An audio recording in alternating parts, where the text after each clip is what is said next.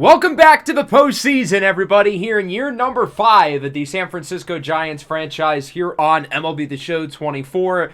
Today we've got Game 1 of the NLDS, where we will face off against either the San Diego Padres or the Los Angeles Dodgers. It's been a really successful season for us. We finished with a record of 107-55, the best mark in baseball, the number 1 seed in the National League, and probably the overall favorite to win the World Series. But I only say probably because we're going to have as hard of a road as anybody. Despite finishing with the best record in baseball, we have to face off against a really good team in the NLDS, and we are very injured at the moment. We have gotten hammered over the last couple of months by the injury bug, with 4 key players unavailable for the NLDS and potentially beyond.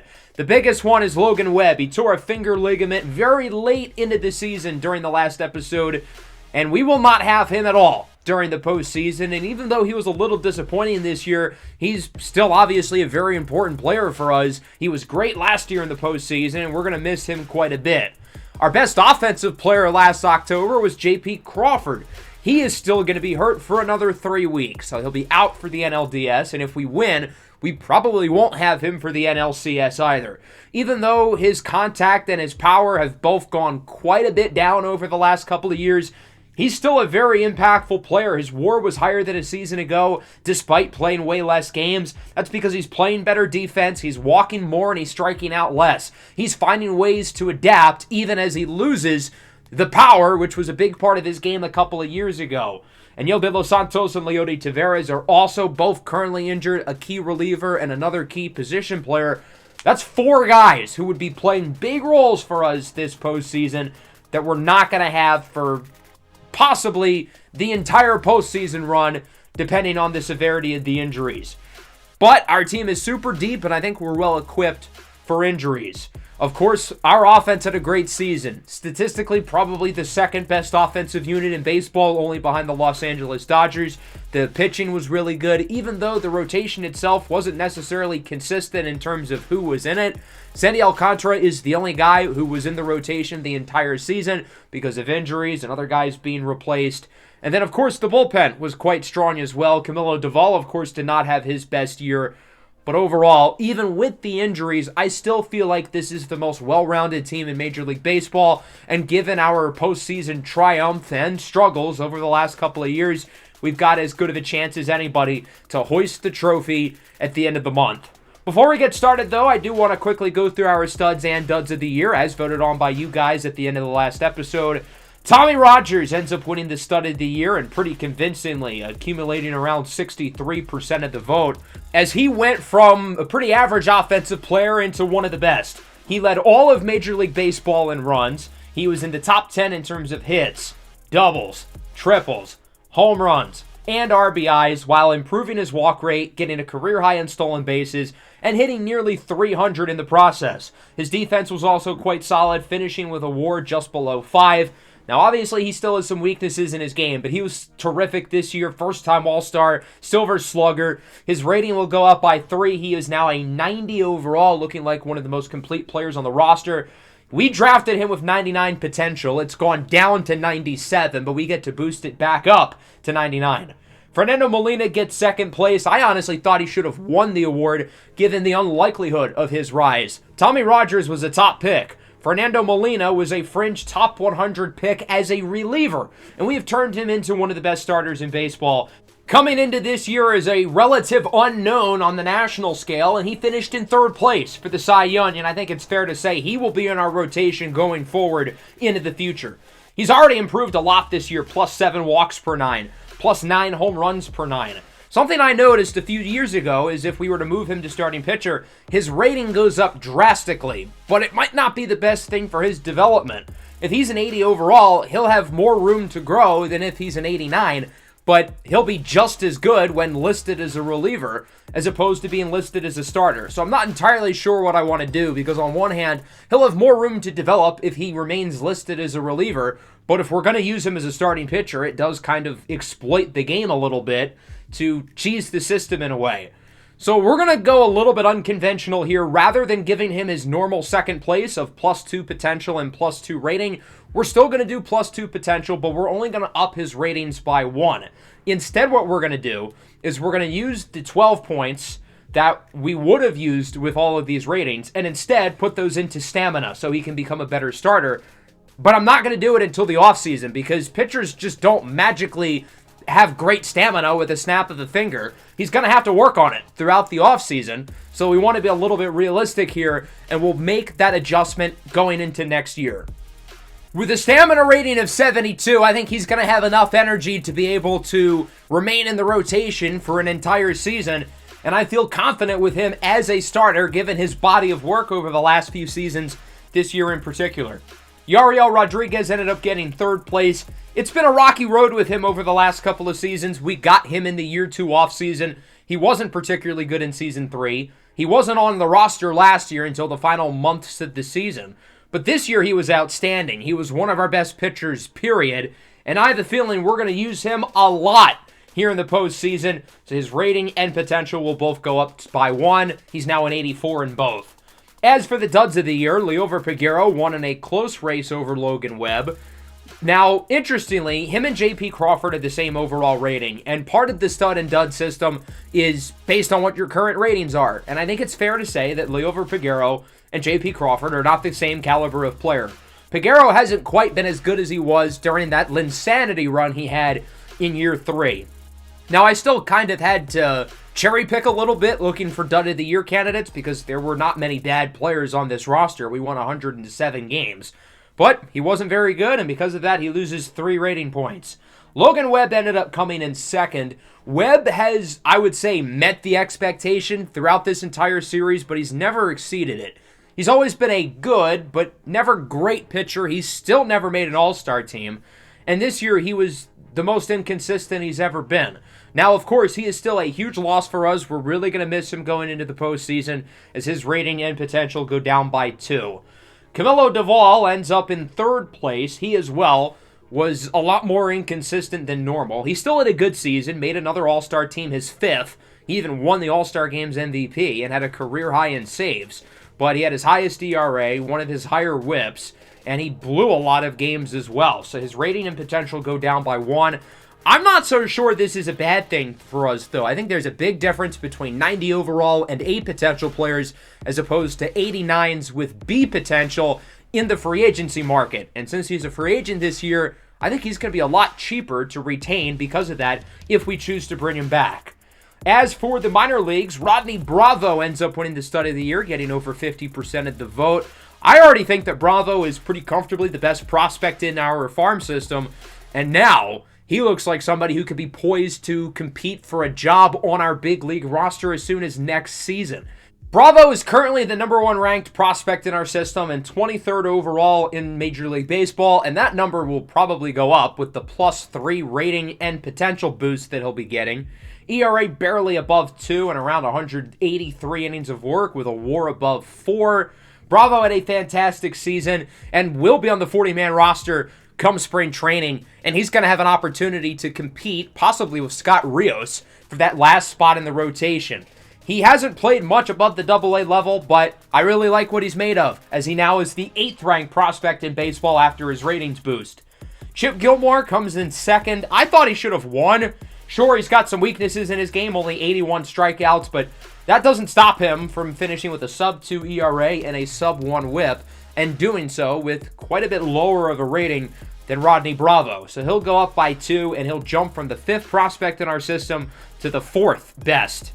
Simone Vincent in the outfield, a former international free agent signing, ends up getting 3rd place. I thought he had a really good season. He was one of our best position players in the system, and you got to keep in mind that pitching stats are generally inflated for minor leaguers in this game, and there's not that many good offensive players, so a near 800 OPS season in the minors in this game is really, really good. I will gladly take that any day of the week. So his rating and potential will go up by 1. He's now a 72 overall and could be a guy who has a chance of contributing on the big league roster sooner rather than later. As for the minor league duds of the year, I really liked the Francesco Gutierrez draft pick But unfortunately, it's not really working out. He gets over 50% of the vote. If you remember, this was the comp pick we got for losing Blake Snell a few years back. And when we essentially made that Blake Snell-Aaron Civale swap, I feel like it worked out really well for us because I thought Civale was the better pitcher, and I was hoping we would turn this pick into a good prospect. Well, even though Civale is better than Blake Snell, Snell is still on the Diamondbacks, and Aaron Civale is not here. And that draft pick, Gutierrez, hasn't turned into a very good player. So his rating and potential goes down by 3 apiece. He now only has 79 potential. Giovanni Cabrera gets second place. The expectations with him being a 56 overall were not necessarily high to begin with. But as I said, pitching numbers are generally inflated in the minor leagues in this game. So to finish with an ERA above 6 and a whip at 1.8 is disastrously awful. His WAR was 0.8. I have no clue how it was a positive number, but okay. So his rating and potential will go down by 2. Probably not a huge deal long term because he never really had a big league future to begin with, but yeah, he was pretty bad. Third place, meanwhile, goes to Bo Davidson, a guy who I always felt like, even though the upside isn't really there, he's one of the more consistent players in the system, so I was disappointed to see that he had a pretty bad season this year, only 6 home runs, didn't hit for contact. He is a good defensive player, but the offense just really was not up to snuff. 34 walks to 105 strikeouts. That's not particularly good. Finishing with a negative WAR. So his rating and potential will go down by 1. He is now a 66. So quite a bit of movement here with the studs and duds of the year. Believe it or not, our highest rated player is Stone Garrett. If you were to tell me back in Season 1 that 92 overall Stone Garrett would be the highest rated player on the roster, I'd be pretty concerned. But obviously it worked out. Stone Garrett is a terrific player, and the rest of the roster is obviously great as well. Here's our final look at the big league standings. Of course, we finished 7 games ahead of Atlanta. The Braves have been the number 1 seed over the last couple of years, meaning we've gotten to avoid the 4-5 matchup with the Dodgers and the Padres, but not this year. Atlanta, meanwhile, only has to worry about either the Brewers or the Cubs. As for the AL, they were a lot worse than the National League yet again. The Rays win the East, the Royals win the Central, Minnesota grabs a wild card spot, the Rangers win the West, with the Angels and Mariners both making the postseason. As for the major awards, Shane Bieber ends up winning the MVP in the NL. Munetaka Murakami was always pretty much second place all year. That's where he finishes. He did win the home run title, so that's pretty cool. Sandy Alcantara and Fernando Molina in the top 3 for Cy Young. Jung-Hoo Lee finishes in 3rd for the batting title. As for the American League, both of the Red Sox corner infielders in the top 3 for MVP with Riley Green, but ultimately the winner for a 2nd consecutive season is Rafael Devers. Alek Manoah in Detroit ends up winning the Cy Young. That's interesting, but good for him, I guess. Kyan Kincaid with 29 home runs wins the Rookie of the Year over Greg Gomez. Gomez only played half the season, but his OPS was 170 points higher than that of Kincaid. As for other awards, Stone Garrett and Jung-Hoo Lee in the running for Gold Gloves. Ian Happ beats out Shohei Ohtani as the Silver Slugger at DH, even though Ohtani won the Hank Aaron Award. Munetaka Murakami wins the Silver Slugger, as does Tommy Rogers. So Murakami and Rogers end up being our only award winners, but hopefully everyone has an award by the end of the year, that being a World Series ring. Let's now look at our potential first-round matchup with the Dodgers and the Padres. These two teams have now played in the 4-5 matchup 3 years in a row. Last year, the Padres won it. The year before, the Dodgers did. Both of these teams have no shortage of star power, and it'll be interesting to see how this one goes, given that, A, they are both big rivals, along with the fact that they have split this postseason series over the last 2 seasons, and we'll finally get an overall winner, I guess. Game 1, Ohtani and Sasaki. It goes to the Padres 1-0 with a 5th-inning home run by Willy Adames, Giants legend, I guess now, being the only offense. Roki ends up going 8 shutout innings. Ohtani allows 1 hit in 7 innings, but that 1 hit was the homer by Adames. The Padres win Game 2, total opposite of Game 1 as both offenses explode. 14 hits apiece. Manny Machado homers twice. Blaze Jordan 4 for 4. Fernando Tatis Jr. goes yard, and Shane McClanahan and the bullpen really struggle. As for the Dodgers, Jackson Holliday with a big game. Adley Rutschman played well. Yoshinobu Yamamoto was actually pretty solid, and the Dodgers led 11-1 at one point. This was never that close to the game, but the Padres added a lot of runs late. And now Game 3. This decides who we're going to play against in the next round of the playoffs. And it's going to be the Los Angeles Dodgers as they walk it off. A Mike Trout home run wins the game in the bottom of the ninth for the Dodgers. Everyone has always wondered, can Mike Trout perform in the playoffs? Well, I think we finally got our answer as he leads the Dodgers to the win, and that's who our second round opponent is going to be. So San Diego is out, the Dodgers are in, and we finally get to play against them in a postseason series. We haven't gotten to meet the Dodgers in the playoffs yet, until now. Before we get started, though, we do have to take some guys off the big league roster. We currently have 29 players on the team. Under normal circumstances, I think it would be pretty hard to keep certain guys off, but with all the injuries we have, I think it's going to be even harder leaving certain players on the postseason roster, so we're going to have to get a little bit creative, given that we had 4 guys who obviously played pivotal roles not on the team. We'll start with Peter Reed. I don't really see a role for him. We have other guys who can eat innings like Scott Rios and Yariel Rodriguez. At shortstop, Khalil Watson, we don't really need him. Liover Peguero had a bad season, and to be honest, I'd rather see what we can get out of Edwin Arroyo. Arroyo's a better defensive player, and he was better offensively than Peguero was. So why not see what the kid's got? We're also going to keep JT Realmuto on, which is a little bit weird because he's actually never played a game with us. We traded for him at the deadline. We've had him in the minors, and we've kept him around in case we need him for the postseason roster. Both of our catchers are healthy, but I think Realmuto's postseason experience will prove to be valuable. He was an all-star this year, believe it or not, even though his numbers aren't all that good. But my thought process is this gives us more flexibility to pinch hit our catchers at certain points. Let's say a lefty is starting, and then they go to the bullpen for a righty. We're going to be more willing to bring out Blake Sable early, and the same goes vice versa if a righty is starting and we want to bring in Patrick Bailey. Having that third catcher gives us some added flexibility. So the plan is we're going to have 10 regular starters. Kyler Rodriguez, Jose Ramirez, and probably Johnny Hackman will platoon in and out with Realmuto, Toribio, and Arroyo probably not playing that much, but those guys can be our chess pieces at the end of games, essentially, whenever we need defensive substitutions or pinch runners or whatever it may be. As for the rotation, Alcantara will go Game 1 against the Dodgers, Harrison will go Game 2, and then I don't really know after that. Molina and Miller are obviously going to start for us. Maybe we get some starts from Rodriguez or Rios, and then the bullpen, of course, looking strong as always. Let's meet the Dodgers, a team we're very familiar with, playing against them 13 times this year, going 12-1. Obviously, the star power with this team is pretty damn good.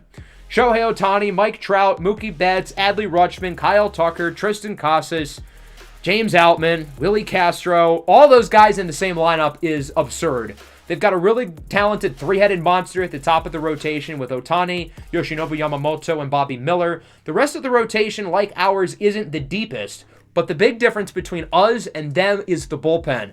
Their bullpen is not particularly good, and that's really the only reason why they have been behind us in the division over the last few years. But unlike us, they're fully healthy, which certainly bodes well for them. Even though, like us, they are an older team with some injury-prone players, they've done a good job staying healthy down the stretch.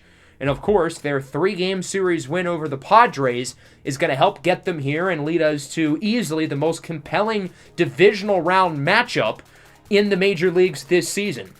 Now, as I touched on earlier, these teams have seen each other a lot this year, and the battle has been very one-sided. We have dominated the Dodgers throughout the course of this season in the 4 series we played them. Back in April, on the road, 6-5, 8-2, 6-5, and 6-5. Then, in May, look at this game, 14-1. The offense exploded. In the very next game, 14-2. We would lose the last game, though, but still, 33 runs over a 3-game stretch. And then we saw them twice in August, going 6-0. So again, for those counting at home, we went 12-1 against the Dodgers, 7-0 on the road. That is insane to think about, and if those 12 wins were flipped, say the Dodgers won all those games instead, they would have been the number 1 seed, and we would be the number 4 seed. So things would have changed drastically, but look, that's the regular season.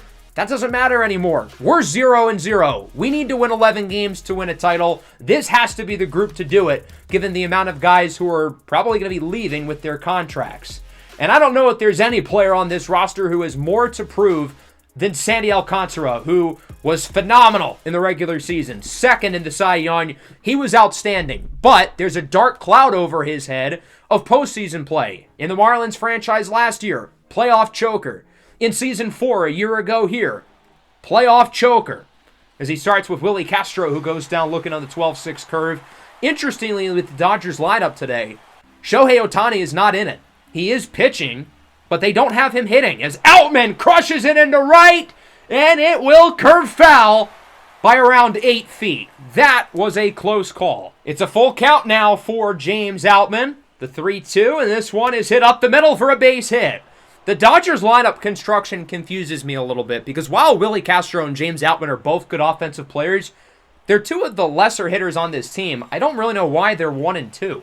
This is where the strong spot of the order is. Kyle Tucker on the ground. Should go for 2. And it will! Inning-ending double play. Good start for Sandy Alcantara. Keep in mind, as much as he wasn't good last year in the postseason, his first playoff start, he nearly threw 7 no-hit innings against the Reds. So it's in there somewhere. As for Shohei Ohtani, he pitched in Game 1 of the wild card round. Got the loss, but it wasn't his fault. He allowed 1 hit in 7 innings. That hit ended up being the decisive home run by Willy Adames. We'll start with Tommy Rogers, who goes down on the slider. Very curious to see how Rogers performs this postseason, given how good he was this year and his +3 ratings boost across the board. That'll bring up Jung-Hoo Lee hitting in the 2-hole, ahead 2-1, and this one is sent into center field, and that one is going to go for extra bases. Outman cannot make the play. Lee is going to hold at second with a double. If you remember last year, Jung-Hoo Lee really struggled in the playoffs. The biggest reason for that was because he did not have a very good month of September. This year, I thought September was his best month of the whole year. So hopefully, that's a sign of things to come as Ian Happ gets plunked. 2 runners on base now, 1 away, and a huge at-bat for Munetaka Murakami, who hit more home runs than anybody in Major League Baseball this year. He looks at the fastball for strike 2. Count is full. He's got to protect, but don't swing at anything bad. And he checks his swing, and obviously it's a strike. That was a great pitch. It seems like he kind of hesitated there. He didn't really know whether he wanted to go for the walk or go for the big play. Obviously, he should have swung the bat, though, as that now brings up Stone Garrett, who also finds himself ahead in the count 3-1. So again, I would expect a strike, but if it's not good, don't swing at it. Well, sure enough, it's not good, and he swings at it.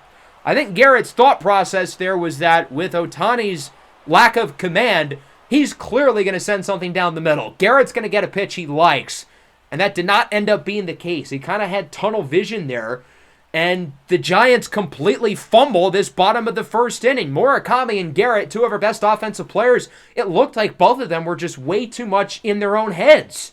Top of the second, Tristan Casas ignites it into right. That ball is out of here into the cove for a splash shot.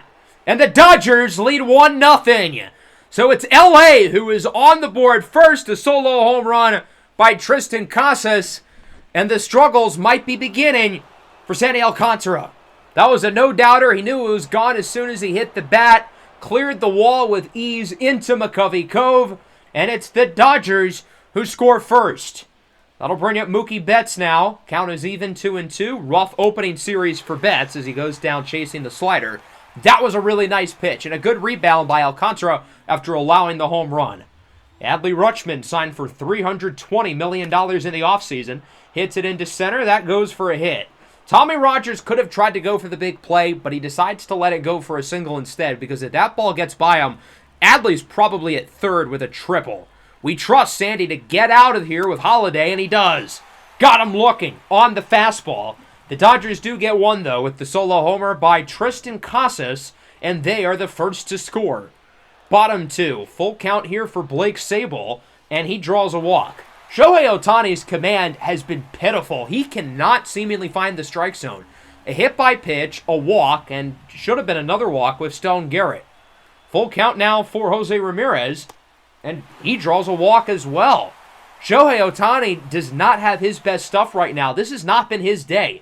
2 runners on base, a golden opportunity for us to score and at the very least tie the game. As Donovan hits it high and deep into center. Back at the track, at the wall, it's caught. We're going to send the runner up to third. He is safe, but man, we were inches away from taking control of this game with Brendan Donovan, who had a rough postseason last year. Of course, this season he missed most of September with an injury. And now Tommy Rogers has a pivotal at bat. 2 outs, runners on the corners, a big opportunity for the 20-year-old standout to make his mark early in this NLDS. The 1-1 pitch, this one is on the ground to short. That was a perfect pitch by Ohtani because it's pretty hard to hit, but it is a strike, and Rogers is going to swing at it. The Giants have left 4 runners on base here in these first 2 innings, and if we end up losing this game close, we can look back to the last 2 innings, really the first inning in particular, as where this game got away from us. Into the third, Andy Pages leads it off for the Dodgers, and that should have been called strike 3. Instead, it's ball 2, keeps the at-bat going, as Pages hits this one high and deep into center. Rogers at the track, at the wall, he makes the play. Nice grab by Tommy Rogers. That one nearly went out for a home run and shouldn't have been, given that Pages should have struck out. Willie Castro's going to make sure this ball gets over, however. Rogers can only watch it fly. The Dodgers take a 2-0 lead, 436 feet for Willie Castro. Sandy Alcantara has now allowed 2 home runs today. Both of them have gone at least 435 feet. Both of them have been no-doubters. And the Dodgers are hitting the ball well for power early in this game. And the postseason struggles narrative for Alcantara doesn't look to be dying today. If anything, it might be picking up steam. James Outman swinging a miss on the circle change for out number 2. Kyle Tucker now ahead in the count, 3-1. And Tucker hits this one into center. That goes for a hit. The outfield was playing deep, and that ends up backfiring. We were focused on preventing the extra base hit. But because of that, he's able to place that nicely into center. Mike Trout swinging a miss on the high fastball. Alcantara gets out of the inning, leaves another runner on base. But the Dodgers add to their lead. It's 2-0 with a solo home run by the leadoff hitter, Willie Castro. Into the bottom of the third now. Let's see if we can get something going. We've gotten plenty of base runners so far, but we haven't hit the ball well. Only 1 base hit through our first trip down the lineup, and it was by Jun-Hoo Lee, who chases the slurve. A nasty pitch by Shohei Ohtani. That'll bring up Ian Happ, hit by pitch his first time up. And this time, he ignites one into left. Oppo Poppo flips the bat, and the Giants are on the board. Ian Happ gets that one over the fence for just under 400 feet, and it's 2-1. San Francisco needed that one badly. A big swing for Ian Happ. And now the Giants are on the board. They're able to get the monkey off their back a little bit, and we'll see if the offense can keep things rolling after the big opposite field swing by Ian Happ. The Silver Slugger at designated hitter, winning the award over Shohei Ohtani. And, well, I guess that's his mark to say, yeah, I deserved it, Shohei. You shouldn't have given me that good of a pitch to hit. 36 regular season home runs, and now 1 in the postseason for Happ. As that brings up Munetaka Murakami with a full count. And this time he does draw a walk. A much better ending to the at-bat than his first one. So he is now aboard. Stone Garrett, we're also hoping for a better end to the at-bat for him. Ahead 3-1. This one on the ground. Holiday deflects it. Throw to first is not in time. An infield single. And the Giants have 2 more runners on base. All 3 innings now, we've had multiple guys on base. We are having no troubles getting runners on, but we're not driving them in. And sure enough, Blake Sabol puts it on the ground. Should be 2, and it will. Inning over. This is a hilarious baseball team. That is now 5 runners left on. Really 6, although the double play got one of them. At the very least, we scored with the home run by Ian Happ, but still, the situational hitting, which has been an issue since episode 1, but finally seemed to be addressed this season, is coming back. Situational hitting was great in the regular season, and now all of a sudden in the postseason, we have forgotten how to do it. Nice scoop by Murakami for out number 1 against Tristan Casas, who homered back in the second inning. Mookie Betts is now up behind 1-2, and Mookie launches it into left. Back-to-back-to-back innings with home runs for the Los Angeles Dodgers, and they now lead this game 3-1. Mookie's postseason hasn't gotten off to a great start, so this is the pickup he certainly needed. And for Sandy Alcantara, he is now allowed a home run in 3 consecutive innings. Not a very good look, and you would have to imagine the Giants are going to have somebody, probably Yariel Rodriguez, getting loose in the bullpen. Adley Rutschman on the ground gets by Donovan for a single into center. So the Dodgers are continuing to get base runners. Much like us, though, they haven't really been able to score the guys they've gotten on base. All 3 of their runs come off of solo shots. Here's Holiday high and deep into center. Rogers at the track, at the wall, and is caught! Tommy Rogers scales up the wall and makes the grab. That one wouldn't have been a home run, probably a homer at most parks, but not here. But at the very least, that's probably a double if most other outfielders are there, but not Tommy Rogers. Pages swinging a miss on the 12-6 curve. Great pitch by Alcantara to end the inning. But again, not a great frame. He lets up the home run to Mookie Betts. And now the Giants are going to have a big decision to make whether or not they want to keep Alcantara, their Cy Young contender, in the game, or do you take him out? Do you trust his body of work throughout the season, or is the concern with his past postseason performance enough to remove him early? Bottom 4, Jose Ramirez leads things off. Swing and miss at the fastball. He timed it well. It was right down the middle, but he just completely missed it. Number 4 on the day for Shohei. That'll bring up Brendan Donovan now, 2-2. Hits it on the ground over to second, and finally we don't leave runners on base. That's because we didn't get any on to begin with. A 1-2-3 inning for Shohei Ohtani. The first 1-2-3 frame for either team today, and that will bring us into the 5th inning. So the Giants are ultimately going to make the decision to take Sandy Alcantara out of the game. As good as he's been this year, the guy does not perform well in the postseason, and right now I have a little more confidence in Yariel Rodriguez to get us through the next few innings.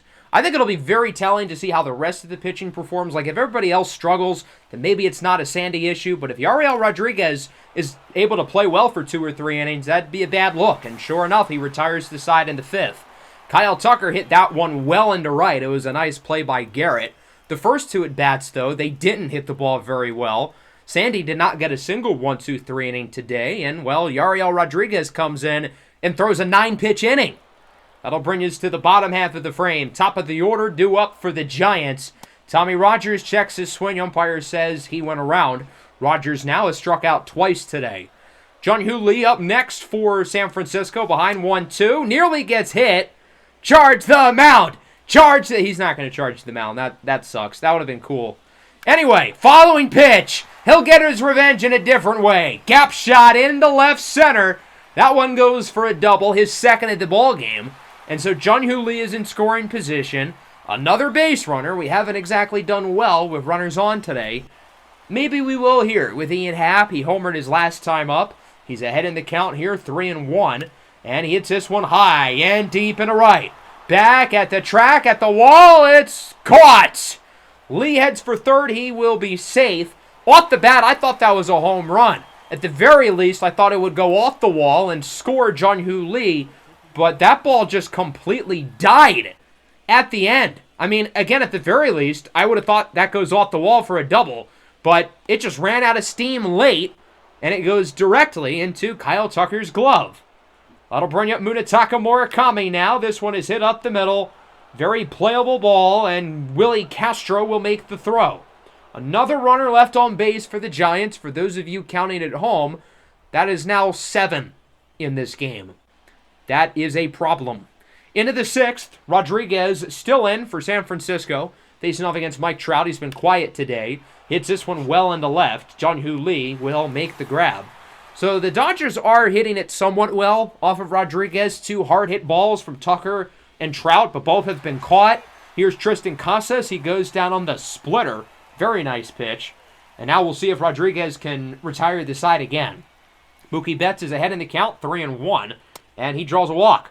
So a base runner here for L.A. The first one off of Rodriguez today. Now Adley Rutschman's up. He's had a good game so far, 2 for 2, looking for hit number 3. And it looks like he'll probably get it. A single in to right. Mookie's over at third.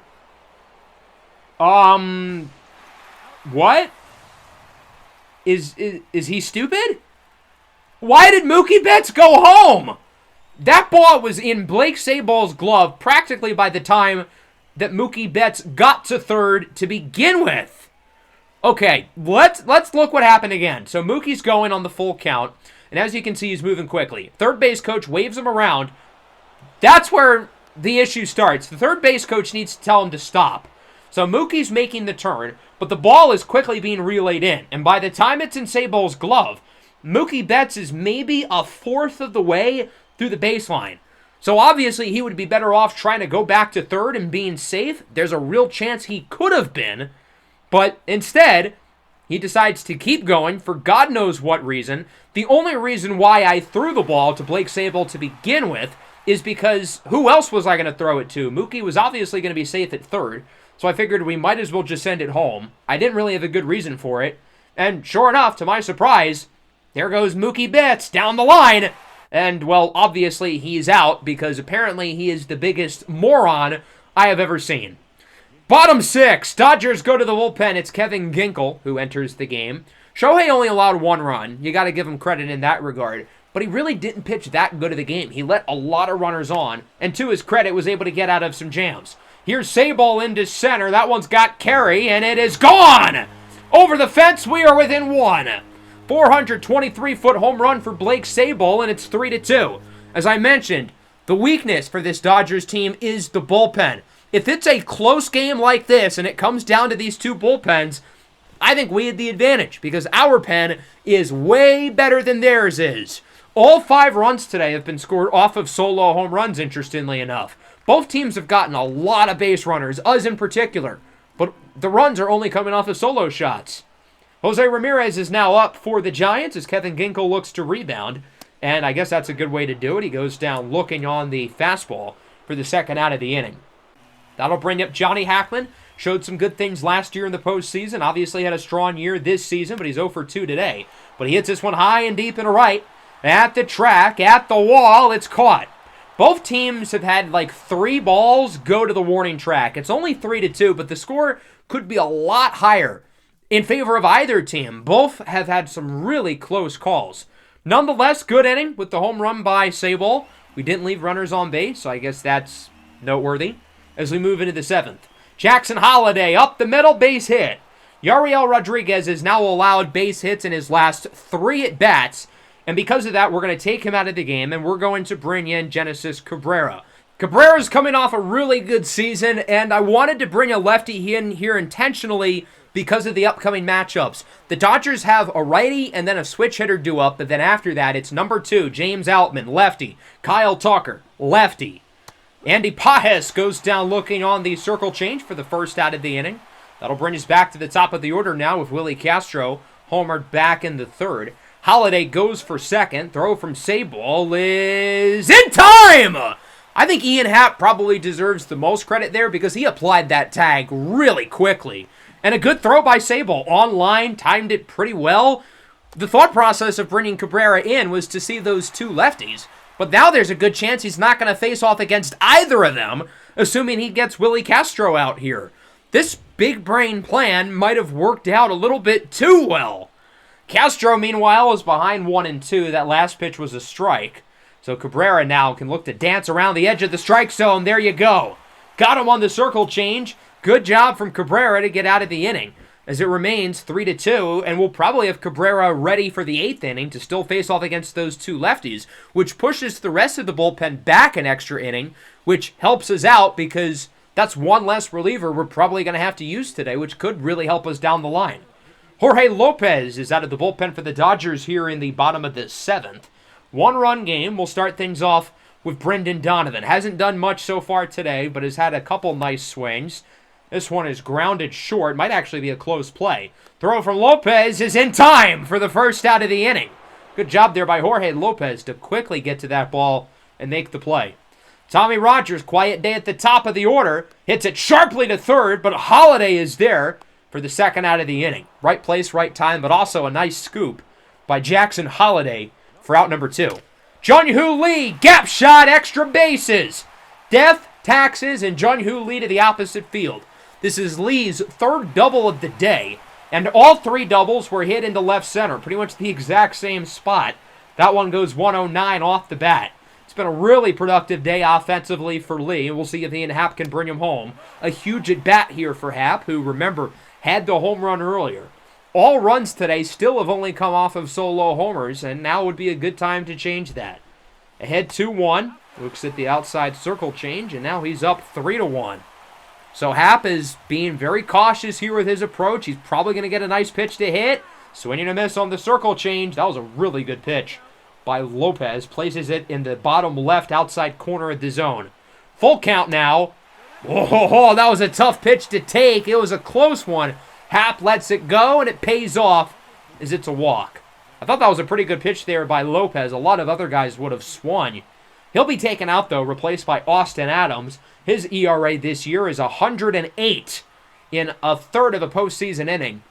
And we're hoping that Munetaka Murakami can become his 109th problem. As he swings and misses at the slider, but it goes behind the plate. Going to be a close play at first, and he's out! The Dodgers might have just dodged, pun intended, a bullet, because that ball went right by Rutschman, and if Murakami's safe at first, the bases are loaded. Into the 8th, as I mentioned, we're going to have Cabrera in for these next 2 at-bats, starting with James Outman, and this one is down the line, and it is fair. Jung-Hoo Lee thought it was a foul ball, though, so he doesn't go for it until he realizes, and because of that, Outman's able to make it all the way up to 3rd for a triple. And the Dodgers, now the runner 90 feet away from home, and a great chance to add to the lead. A huge blunder by Lee, who's had a great game otherwise. Now Kyle Tucker is up, looking to drive in the run as it's hit sharply to 3rd. It's a liner, and with the infield playing in, the runner would never have had a chance to score there. So now that Cabrera has seen the 2 lefties, we're going to take him out, and we're going to bring in Felix Bautista. I would say he's the guy I trust in this bullpen the most right now, and we need him to not let up a run. I thought about the idea of maybe intentionally walking Mike Trout here, but I don't think we're going to. I trust Felix Bautista to get this out, and that's a good start to the at-bat. Fooled by the outside fastball behind 1-2. That one comes in at 101 miles an hour. Following pitch for Bautista, looking to use the slider. That one's mislocated towards the top part of the zone, and Trout ends up fouling it off, swinging a little bit too early. 1-2 again on his way. Does not swing at the splitter inside near his feet. Count is even 2-2. Following pitch. Swinging to this! High outside slider fools him. Rough day in the office for Mike Trout. That's out number 2, and now they're going to need a base hit from Tristan Casas to bring in this runner. Casas swings at a pitch in the dirt, going for the splitter, and now he's down to his last strike. Bautista ahead in the count. The 1-2 pitch. No, that one is low. Casas will hold. And now the count is 2-2. On its way. Swing and a miss! The Mountain! Felix Bautista gets out of the inning. The Dodgers started the frame with a runner at 3rd, and they're unable to drive him in. Bautista comes in, faces off against Trout and Casas, and he shoves both of them into lockers like it's nothing. Wow, what an inning for Felix Bautista. As we go to the bottom of the 8th, the Giants hoping that they can score here against the back end of the Dodger bullpen. With Jonathan Hernandez in the game, he did not have a very good inning. ERA at 8.28. That's your setup guy? That's odd. But again, the bullpen, clearly the weakness here. Stone Garrett up the middle, base hit. So the Giants get the tying run on with nobody out. Garrett continuing to make up for that horrible at-bat in the first inning. And so he is aboard, and San Francisco's got a real shot to do some damage. Blake Sabol is now up, homered his last time at the plate. And, ooh, that's a close one. He takes it for ball 3. Count is full. 2 runners on and nobody out would be a huge deal. Let's see if Blake Sabol can reach. Following pitch, the 3-2, ball 4. It's an outside slider. The count was once 1-2. So a good job by Sabol not to be overly aggressive. Wait for a good pitch to come. It didn't come, so he'll take the walk. Now Jose Ramirez with a big opportunity. This one is skied into right center. Not going to have enough carry, as that one will be caught by James Outman for the first out of the inning. We're not going to tag the runner over to 3rd. In hindsight, he probably would have been safe, but I really just didn't think it was worth the risk I trust the rest of our offense to make some plays, including Kyler Rodriguez, who enters the game as a pinch hitter for Johnny Hackman. Kyler's a guy who is a true spark plug. He's great off the bench, but he puts it on the ground. Again, you have got to be kidding me. Out at second, safe at first. Wow, that's a big hustle by Kyler Rodriguez that keeps the inning alive, and it gives Brendan Donovan a chance to potentially slam this game wide open. The 1-1, Donovan, gapper, should go for extra bases. This game is tied. Kyler, rounding third, heads home, and there's no throw at the plate. Brendan Donovan puts the Giants ahead 4-3 with a 2-run double. None of this happens if Kyler Rodriguez does not hustle to first on that near double play. That saved the inning. Donovan's able to capitalize. He brings home 2, and San Francisco now has the lead. Another change in the bullpen for the Dodgers. Justin Lawrence will replace Jonathan Hernandez. Runner at second base. Tommy Rogers looking to drive him in, as that's a really nice pitch on the inside corner of the strike zone. Rogers now behind 1-2. Following pitch on its way from Justin Lawrence, looking to keep the lead at 1. Ooh, he almost went for that one. Luckily holds the bat back, and it gets called for ball 2. Count is now evened up to 2-2 for Rogers. This one is lined over the glove of Holliday for a base hit. Donovan waved around, heads to the plate. He is safe with a bad throw in left field. And the San Francisco Giants add to the lead. It's 5-3. Big swing from Tommy Rogers, a challenging at bat, but he's able to make a play there to put the Giants up by 2. So now it's 5-3. We're adding a little cushioning on this lead for Jung-Hoo Lee. Night! That ball is crushed into right center. Have yourself a day, Jung-Hoo Lee. 4 for 5. 4 extra base hits. 3 doubles. And the home run to possibly put this game away. 441 feet for Lee. Homered 22 times in the regular season, many of which came in the final month of the year. As I mentioned, his power is at its best right now. And that continues here in the postseason with a no-doubter. That is now 5 runs scored in the 8th inning by San Francisco, who lead by a comfortable 4 runs and look to be in clear position to win this game. That was not an easy pitch to hit, but Jung-Hoo Lee gets a piece of it, and he knows it's gone the second it hits his bat. No doubt about it, even into Triple's alley, it's 7-3. Happ puts it on the ground. Holliday makes the play. Throw to first is in time, but a big inning for the Giants. They score 5. 2-run double for Donovan. RBI single for Rogers. 2-run homer by Lee. So I was planning on keeping Felix Bautista in no matter what. Whether we were trailing, after the Donovan double, after the Rogers single, I was always going to keep him in. But since it's a 4-run lead, I figure why bother? Let's have John Schreiber try to close the door, and if he struggles, we have Camilo Doval loose in the bullpen ready to go. As Mookie Betts hits it to the track, it is caught for out number 1. But that home run by Jung-Hoo Lee probably saved some wear and tear for Felix Bautista, and we're going to be able to use him more freely going forward as Adley Rutschman draws a walk. But again, though, if this gets away from Schreiber, we have Camilo Doval ready to go. The perks of having 2 legit closers, as Holliday swings and misses on the circle change, and the Dodgers are down to their last out. Andy Pajes swinging a miss there on the 3-1 slider, and the count is now full. Everybody here at Oracle Park on their feet. The Giants looking to win game 1, and they do! Swing and a miss on the circle change. That would have gone for ball 4, but instead he misses it, and the Giants win this game 7-3. They lead the NLDS 1-0, doing so in pretty unlikely fashion. We were hoping for a great game out of Sandy Alcantara. We did not get one. But the bullpen was fantastic, and the offense made plays when they needed to. We really struggled with runners on base the entire ball game, but in the 8th inning, when we needed the offense to get going, they did. Brendan Donovan with the 2-run double. Tommy Rogers RBI single. Jung-Hoo Lee 2-run homer. However, if I were to give a game ball, it would go to none of those guys. Kyler Rodriguez on the grounder before the double by Donovan. That should have been a double play, but his hustle to first kept the inning alive and is the reason why we got those 5 runs. If Kyler just jogs to first, we probably don't win this game. That play ended up being the biggest difference.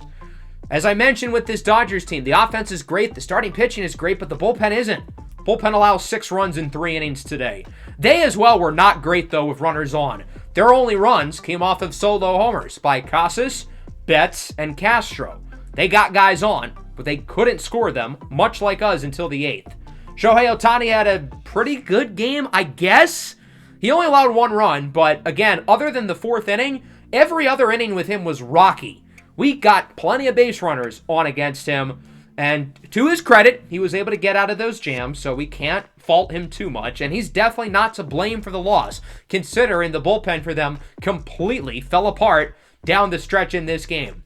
Sandy Alcantara, 4 innings, 3 earned runs. He did show some good things against this great Dodger lineup, but as I said when we brought in Yariel Rodriguez, it'll be telling if the bullpen performs a lot better than him, and sure enough, 5 scoreless innings for the bullpen.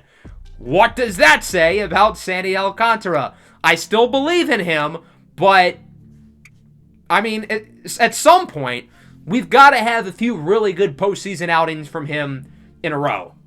So that'll wrap up the episode. A really fun game today. Next time around, we've got games 2 and 3.